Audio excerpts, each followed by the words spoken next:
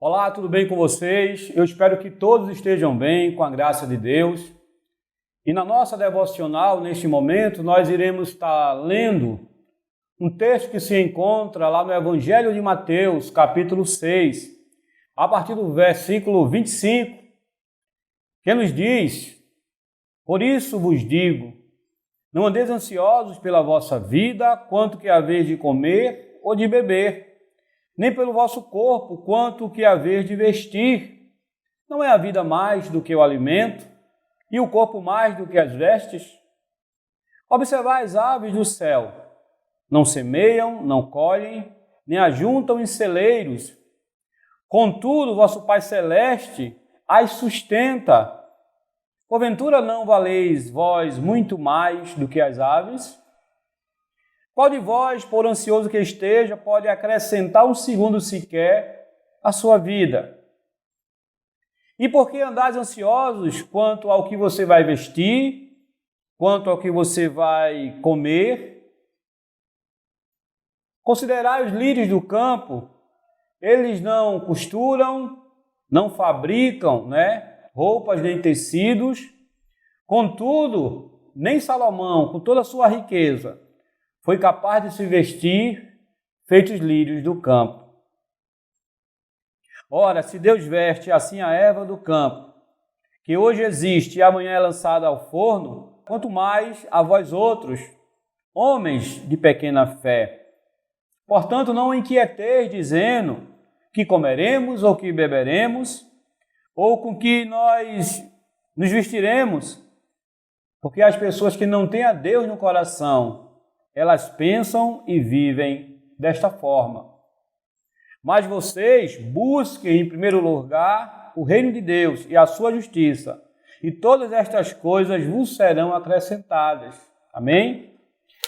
Bem, esse texto aqui ele fala sobre a solicitude da vida, o apego da vida, e eu diria que são coisas essenciais, as quais nós muitas vezes precisamos, e muitas vezes nós estamos ansiosos por isso. Jesus aqui aos seus discípulos e a nós, ele mostra exemplos. O primeiro exemplo são as aves do céu. Ele diz, elas não plantam, nem colhem, nem guardam nos celeiros. No entanto, Deus dá todos os dias o que é essencial, o alimento para elas. E ele usa outro exemplo do lírio do campo, flores belíssimas. E ele diz que nem Salomão, com todo o seu dinheiro, Salomão é considerado o homem mais rico da Bíblia, mas nem Salomão, com toda a sua riqueza, ele foi capaz de se vestir feito os lírios do campo. Então, se Deus ele tem cuidado das aves e do lírio do campo, quanto mais a nós.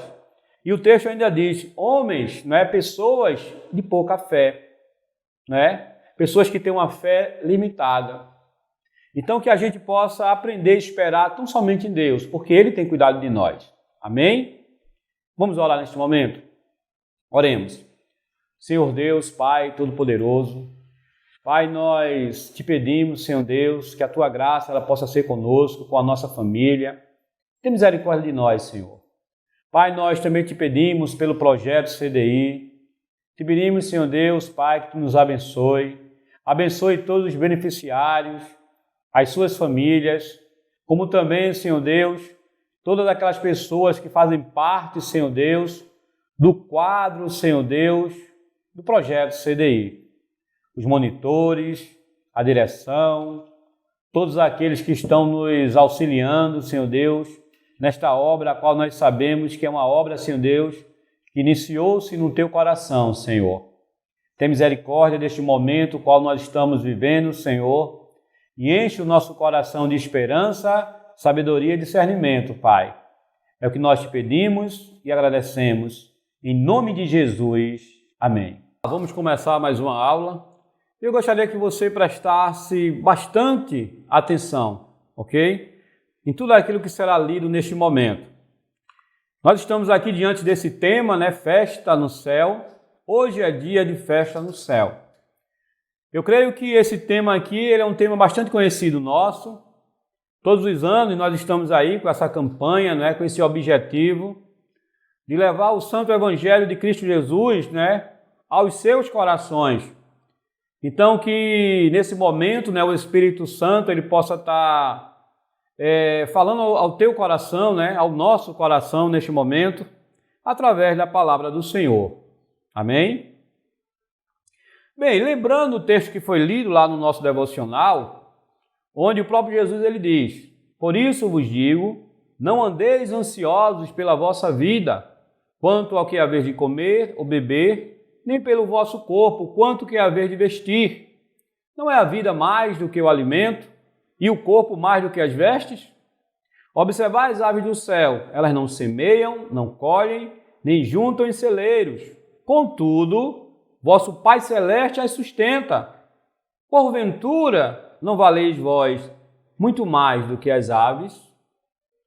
Mateus capítulo 6, versículo 25 ao 26. Então, Jesus ele nos dá esse genial exemplo aqui, né? Esse modelo aqui, esse paradigma, o qual nós observamos que Deus ele tem cuidado das aves do céu. E ele pergunta: por acaso vocês que são uma criação, né, divina, vocês que foram criados à imagem e semelhança de Deus, vocês não valem mais do que as aves do céu? Então, se Deus ele cuida das aves do céu, quanto mais de nós que somos seus filhos. Você já parou para pensar sobre o cuidado que Deus ele tem com cada um de nós? Em sua palavra, nós nos deparamos com a imensidão desse amor. A palavra de Deus, ela diz que esse amor de Deus ele é imensurável. É isso que nos diz lá em João 3,16, que nos diz que porque Deus amou o mundo de tal maneira que ele deu o seu Filho unigênito para que todo aquele que nele crer não pereça, mas que tenha a vida eterna. Ao fazer uma breve análise sobre a vida de Jesus na terra, nós percebemos que a todo instante ele estava preocupado em trazer vida e vida em abundância para todos aqueles que nele criam. A mulher do fluxo de sangue, né?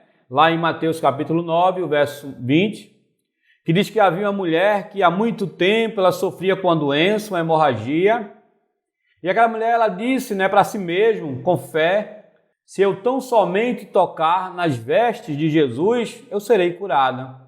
E assim foi. Como o cego Bartimeu, né, que clamava para Jesus, e Jesus tem um encontro com ele ali, e naquele momento, né, naquele encontro ali, ele começa a enxergar, ele começa a ver a Jesus. Ele não só tem a sua visão restaurada, mas ele tem a sua salvação em Cristo Jesus. Como Lucas 19, né, 2, que fala sobre o publicano Zaqueu, aquele que tem um encontro com Cristo, aquele homem que era pecador, e ao ser despertado pelo Evangelho de Cristo, ele reconhece o seu pecado e ele tem a salvação em Cristo Jesus. Então, nesse momento, eu gostaria de falar com você, ou relembrar a muitos, sobre os 7 pontos inegociáveis do Evangelho. Precisamos entender o significado da palavra inegociável. Inegociável, que não pode ser negociado, que não é passível de negociação. Característica daquilo que não se pode negociar. Por exemplo, o gerente apresentou um valor inegociável, um valor que está fora de cogitação. Alguns valores morais são inegociáveis, então nossos valores morais são inegociáveis.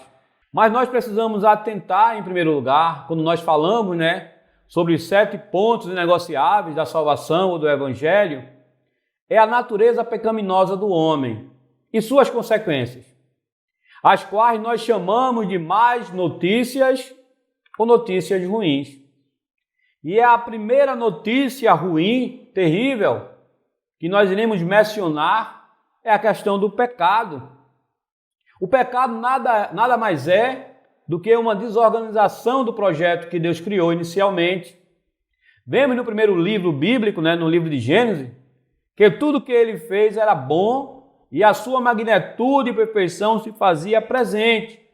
Então Deus ele fez tudo bom. Lá em Gênesis capítulo 1, verso 1 diz: no princípio criou Deus o céu e a terra. Deus ele cria tudo. No versículo 31 diz: e viu Deus que tudo quanto tinha feito, e eis que era muito bom, e foi tarde, manhã, o dia sexto.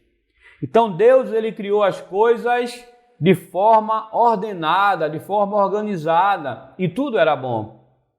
E o Senhor, Deus, ele fez brotar na terra toda árvore agradável à vista, boa para comer, e a árvore da vida no meio do jardim, que é a árvore do conhecimento do bem e do mal, o qual Deus, ele ordenou, aos primeiros, humanos, Adão e Eva, para que eles não comessem, dessa árvore do conhecimento do bem e do mal. E essa história nós bem sabemos, não é isso?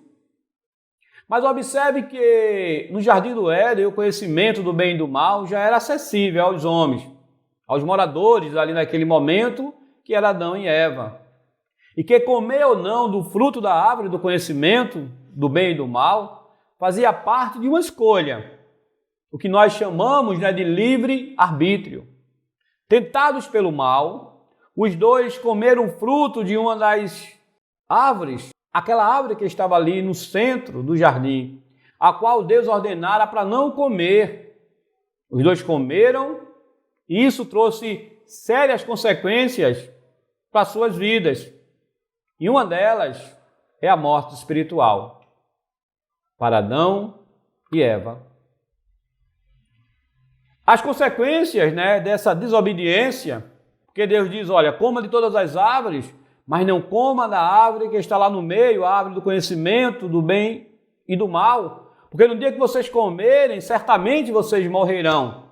E comeram, desobedeceram, o pecado ele veio ao mundo através da desobediência de Adão e Eva, e a consequência disso foi uma maldição hereditária.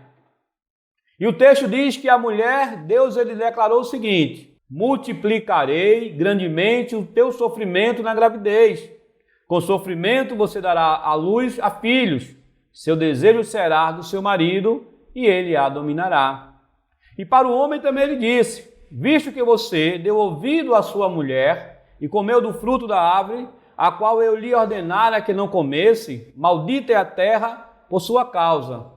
Com sofrimento você se alimentará dela todos os dias da sua vida.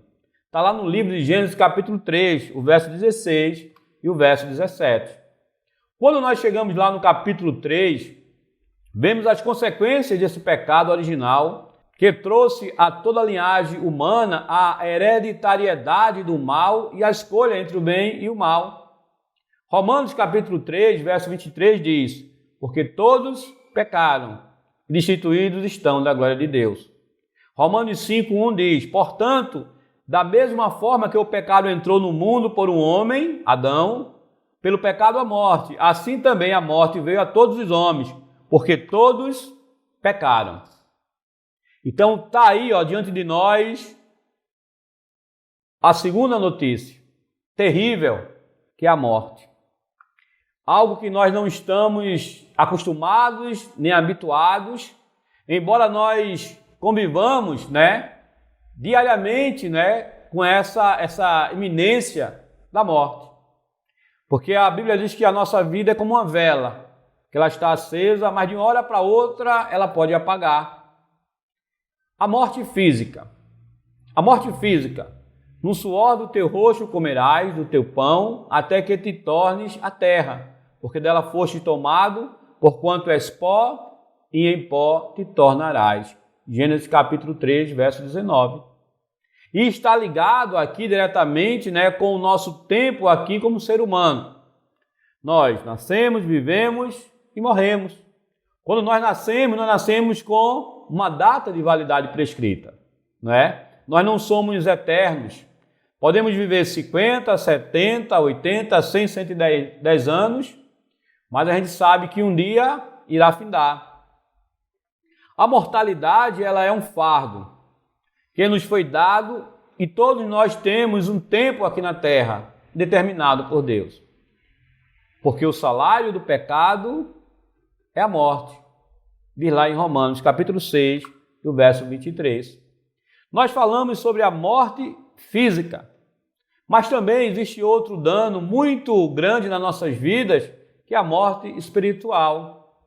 Efésios capítulo 2, verso 1 e 2 diz: E vos vivificou, estando vós mortos em ofensas e pecados, em que noutro tempo andastes segundo o curso deste mundo, segundo o príncipe das potestades do ar e do espírito que agora opera nos filhos da desobediência. Isso diz respeito à nossa natureza humana, na qual sempre estamos propícios ao pecado.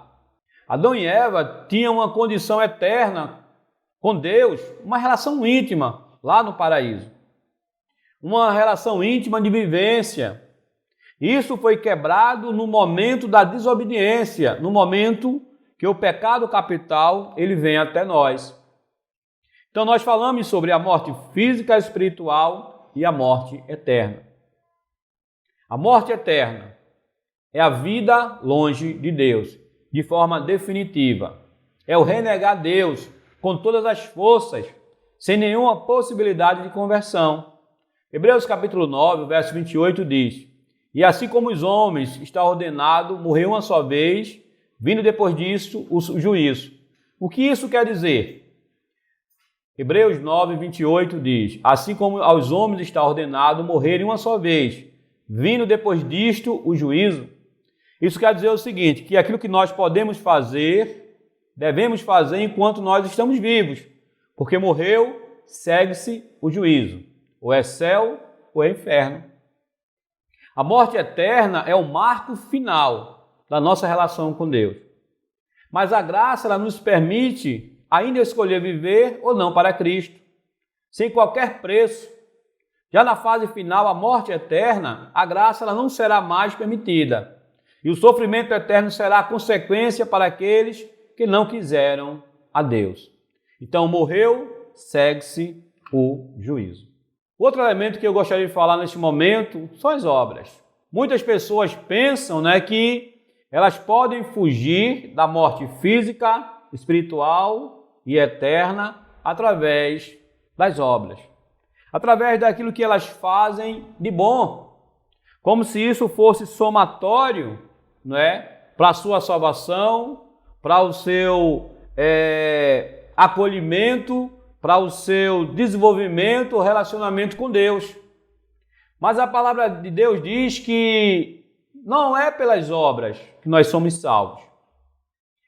As obras aqui, elas se caracterizam como uma má notícia, porque não é sendo bom ou tentando ser bom que eu vou ter comunhão com Deus. Porque o profeta Isaías, lá no capítulo 64, verso 6, ele diz: somos podres e imundos por causa do pecado, e as nossas boas ações, que pensamos ser um limpo manto de justiça, não passam de trapos imundos. Nós murchamos como as folhas no outono, e os nossos pecados nos levam sem destino, como o vento faz com as folhas. Isaías diz que aquilo que nós pensamos, que nós temos de mais belo nas nossas vidas, não passa de um pano sujo, um pano imundo que não serve para nada. Lá em Efésios capítulo 2, verso 8 diz: porque pela graça sois salvos por meio da fé. E isso não vem de vós, isso é dom de Deus. Então nós somos salvos pela graça e não pelas obras. Então nós estamos aqui diante das más notícias. Então, enquanto não houver arrependimento dos nossos pecados, um novo nascimento, não há como burlar o caminho até os céus. Então a situação está terrível até aqui. Mas calma, ainda não é o fim. Eu queria agora, nesse momento, apresentar a você as boas novas, as quais Cristo Jesus nos proporcionou. As boas novas é o amor de Deus. Lá em João 3,16, um texto bastante conhecido nosso, diz: porque Deus amou o mundo de tal maneira que deu seu Filho unigênito para que todo aquele que nele crer não pereça, mas que tenha a vida eterna. Nós, como seres humanos, amamos aquilo que nos agrada ou consideramos bom. Um casal, quando se apaixona, ama as qualidades que existem entre eles, como a beleza, a conversa, o intelecto, ou até a sua idealização da pessoa amada. Mas com Deus é diferente. Com Deus não é desta forma. Deus amou as pessoas nas quais não havia nada de bom. Deus ele nos ama, mesmo sabendo que em nós não há nada de bom. É o que nos diz lá em Romanos, capítulo 5 e o verso 8. Mas Deus prova o seu próprio amor para conosco, de fato de ter Cristo morrido por nós, sendo nós ainda pecadores. Então essa é a boa nova que Deus nos dá. A boa nova que Deus nos dá é o próprio Jesus Cristo, onde o seu amor foi tão grande, que ele teve que vivenciar nossas experiências, ser julgado inocentemente e morto pelo seu próprio povo por nossos pecados, para que hoje nós pudéssemos ter vida eterna. Lá no Evangelho de João, capítulo 1, do verso 1 ao 4, diz que no princípio era o Verbo, e o Verbo estava com Deus, e o Verbo era Deus. Ele estava no princípio com Deus, e todas as coisas foram feitas por ele, e sem ele nada do que foi feito se fez. Nele estava a vida, e a vida era a luz dos homens. Então esse é o nosso maior presente. Essa é a nossa melhor notícia a qual nós podemos receber, que Cristo é essa luz do mundo, porque ele, sendo Deus, ele não se poupou, mas se entregou para que o homem tivesse uma segunda oportunidade de voltar para o plano de Deus, de se reconciliar com Deus. Lá em Filipenses capítulo 2, do verso 5 e diante, nos diz: de sorte que haja em vós o mesmo sentimento que também houve em Cristo Jesus, que sendo de forma de Deus, não teve por usurpação ser igual a Deus, mas esvaziou-se a si mesmo, tomando a forma de servo, fazendo-se semelhante aos homens, e achado da forma de homem, humilhou-se a si mesmo, sendo obediente até a morte e a morte de cruz. Então está aqui diante de nós mais uma boa notícia. A cruz de Cristo, o sofrimento de Cristo, é o nosso resgate definitivo. É o símbolo que aponta para a nossa salvação, não através dos nossos méritos, mas através de Cristo Jesus. A cruz, por um lado, é o lugar de morte. Acima de tudo, um lugar de vergonha que era reservado para os piores dos piores marginais. Mas, por outro lado, é o lugar de triunfo, o lugar de vencer e destruir o pecado, lugar onde se realizou o maior ato de amor em Cristo Jesus, porque Ele deu a sua vida por nós. A cruz significa que havíamos recebido mais uma chance de sermos considerados filhos de Deus. O profeta Isaías, no capítulo 53, ele fala isso. Apesar disso, ele colocou sobre si mesmo as nossas dores, ele mesmo carregou o nosso sofrimento, e nós ficamos pensando que ele estava sendo castigado por Deus por causa dos seus próprios pecados.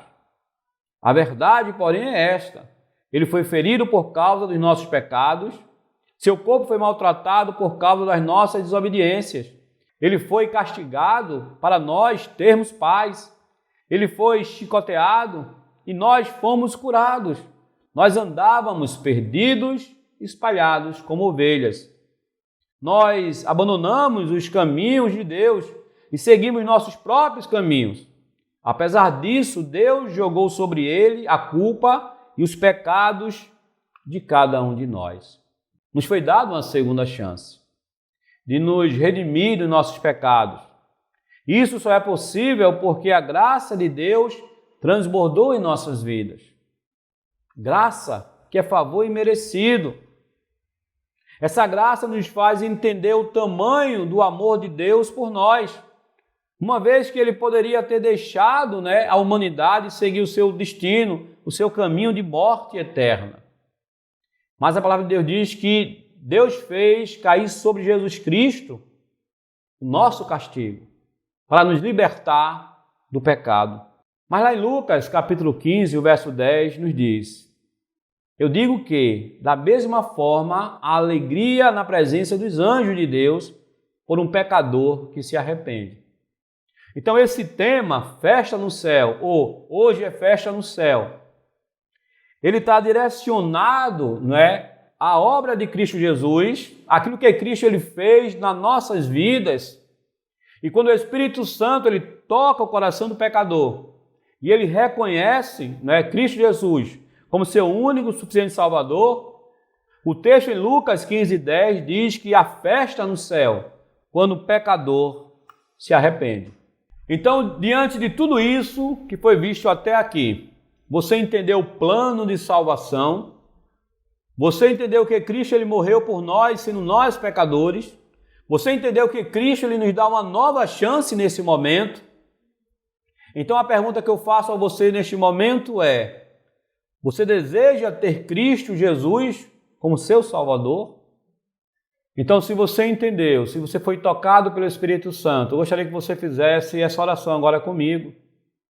Senhor Jesus, eu venho a Ti reconhecendo que sou pecador e justamente merecendo a condenação eterna. Sei que não há nada que eu possa fazer para me tornar aceitável ao Senhor, através dos meus próprios esforços e méritos, mas pela graça sou salvo em Teu santo nome. Senhor Jesus, visita o meu coração nesse momento, limpa o meu coração e renova e transforma a minha vida de forma definitiva. Que Deus ele tenha misericórdia de nós e que o Espírito Santo ele possa de fato estar de fato fazendo essa transformação na sua vida. Que Deus te abençoe e eu gostaria que você prestasse muita atenção no hino que será tocado neste momento. E lembre-se que após assistir a aula, você dá o ok, dizendo que você assistiu, confirmando para que eu possa colocar a sua presença. E se você foi tocado pelo Espírito Santo, você pode falar conosco, né, comigo, com a tia Marta, no privado, dizendo que você foi tocado pelo Espírito Santo e que você deseja se reconciliar de forma definitiva com Cristo Jesus. Que Deus nos abençoe.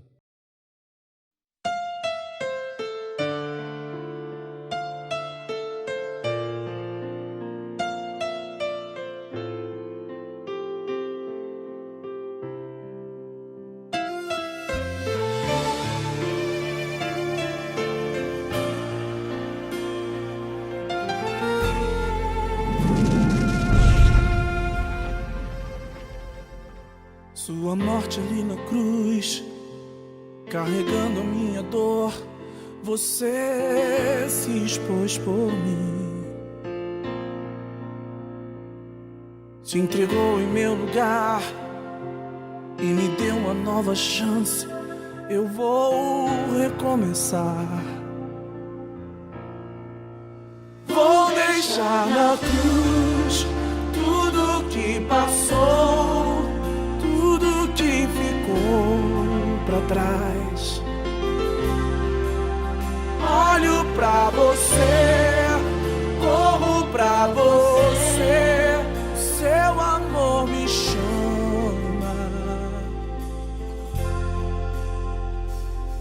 Sua morte ali na cruz, carregando a minha dor, você se expôs por mim, se entregou em meu lugar e me deu uma nova chance. Eu vou recomeçar, vou deixar na cruz tudo que passou, tudo que ficou pra trás.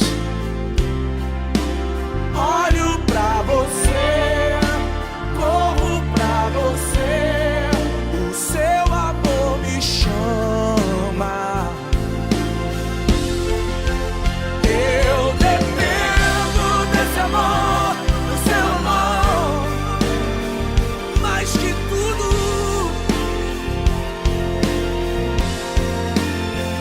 Eu confio que esse amor